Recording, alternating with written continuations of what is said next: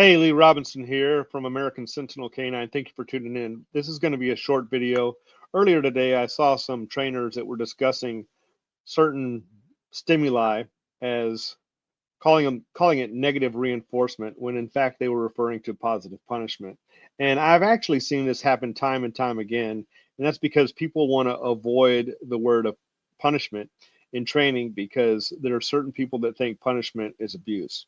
And punishment is not abuse unless it's taken too far. If you're driving 100 miles an hour down past a school zone when the kids are going in and out and you get a ticket, you're being held accountable and in order to modify the behavior. It would be abuse if the police got out and beat you with billy clubs and such. So punishment and abuse are two different things. There's a time and place for various levels of punishment, and we're going to address the four quadrants of behavioral modification as developed by B.F. Skinner.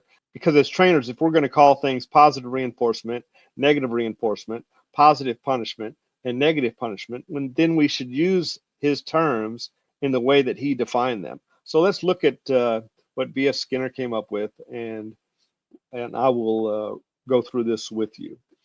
All right, so many trainers think that positive reinforcement is good and that negative reinforcement is bad.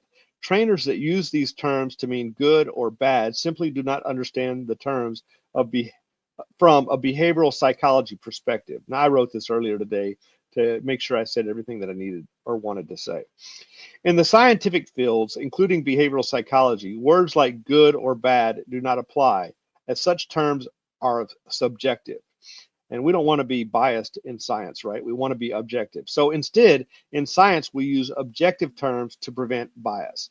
As a result, in behavioral psychology, B.S. Skinner used a conjunction of the following terms when creating the four quadrants of his behavioral modification system. Positive does not mean good. It simply means adding a stimulus to a situation. Negative does not mean bad. It simply means removing a stimulus to a situation. Now, there might be times you might think, well, isn't that the same as good and bad? No. If I give you an electric shock, that's not good, but it is a positive because we added something. That's what he means. Okay, so forget about good and bad. That is not the case. Positive means we're going to give you something. Negative means we're going to take away something. What we give might be good. What we give might be bad. What we take might be good. What we take might be bad.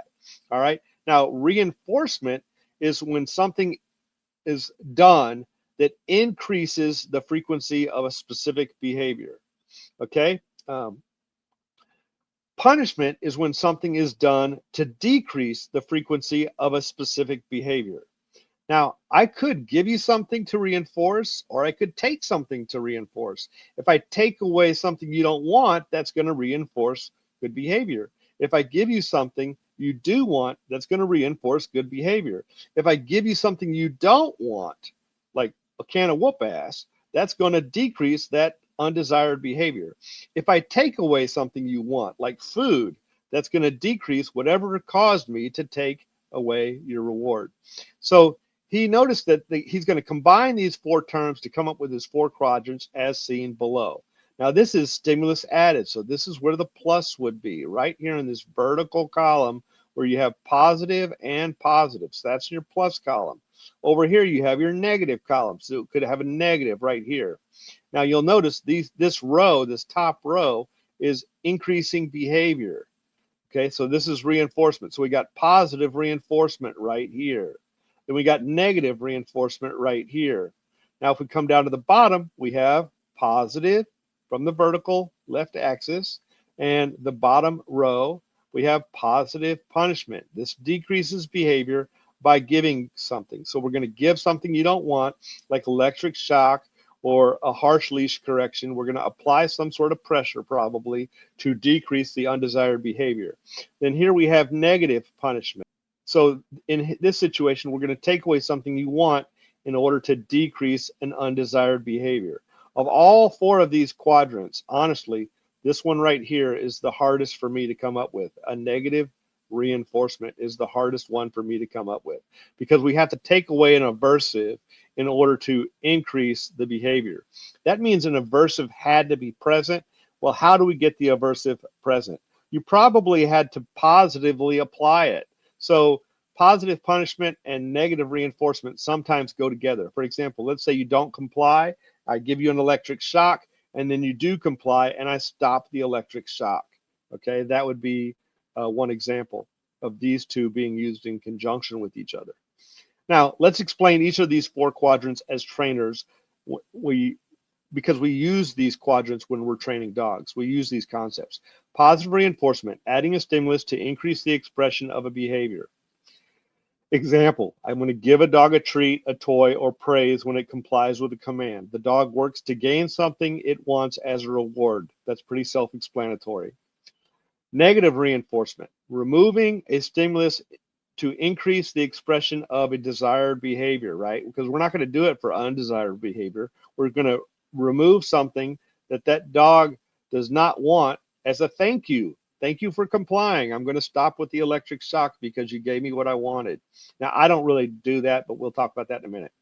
Negative reinforcement, example one, a dog pulls on a leash while walking, which means there's tension that is present on the collar. I didn't necessarily apply the tension. Yes, I'm holding the leash, but when the dog pulled, that dog created that tension. Now, I may stop walking or I may change direction when that dog pulls too hard because I'm not going to let that behavior be successful. And so when that tension creates discomfort, the dog will eventually stop pulling and begin to follow. When that happens, guess what happens to the aversive? The tension becomes removed. The dog learns that not pulling removes the aversive. When it pulls, the aversive becomes present. That's a positive punishment when it pulls, and then when it stops pulling, the aversive disappears. Okay? Now, some people will train a little bit differently than me. A negative reinforcement, example 2. Now, I did not personally use the continuous button on an e-collar, but some people do. So let's say that the trainer is shocking the dog before the trainer gives a command, perhaps mildly, but the shock is still there and it's annoying. It may not be super painful. It may be on low stem, but it's still causing something that's annoying. And some people say, well, the dog's not annoyed by it. Well, then why would it work? It's not going to work unless it's annoying because the dog's going to try to remove that annoying. When the dog complies, the trainer discontinues the shock, thereby removing the electric stimulus and to reward the dog. And as the result, the dog increases the chances of compliance in the future. Now, I don't use this method because I think adding an aversive prior to giving your command adds unnecessary stress to training. The dog learns that compliance removes the aversive stimulus. Next, positive punishment. Here we're going to give something that the dog doesn't want, an aversive, in order to decrease the expression of a behavior, typically an undesired behavior. The dog, positive punishment example, the dog jumps on you while you're standing. You lift your knee up in such a way that it hits the dog in the chest uncomfortably. You don't have to abuse the dog. We're not trying to send the dog to the ER or to the hospital. We're just saying, you're annoying me and I'm going to annoy you back. The dog learns that the behavior is leads to an undesired consequence. And so it stops the undesired behavior like jumping on you. Negative punishment. I use this quite a bit. Removes a stimulus that the dog wants in order to decrease the expression of an undesired behavior. Now, it doesn't say undesired, but we're trying to decrease the expression of a behavior. What kind of behavior do we want to decrease the expression of? An undesired one. Negative punishment example, I tell the dog to sit while I'm holding the treat, but instead of the dog complying, the dog tries to get the treat by jumping up and attempts to get the treat by force or on his own. And when the dog tries this, what do? I withdraw the treat and before the dog can get it. Now, by withdrawing the treat, I have denied the opportunity of the reward. I've denied success. And so negative punishment isn't positively punishing the dog. I'm not applying an electric shock. I'm not giving a harsh leash correction. I'm just taking away the opportunity for the reward. And the dog learns that the treat will go away if it jumps, so the dog stops jumping. Now, once the dog stops jumping, it might try something else. It might even sit, which means we're going to get positive reinforcement.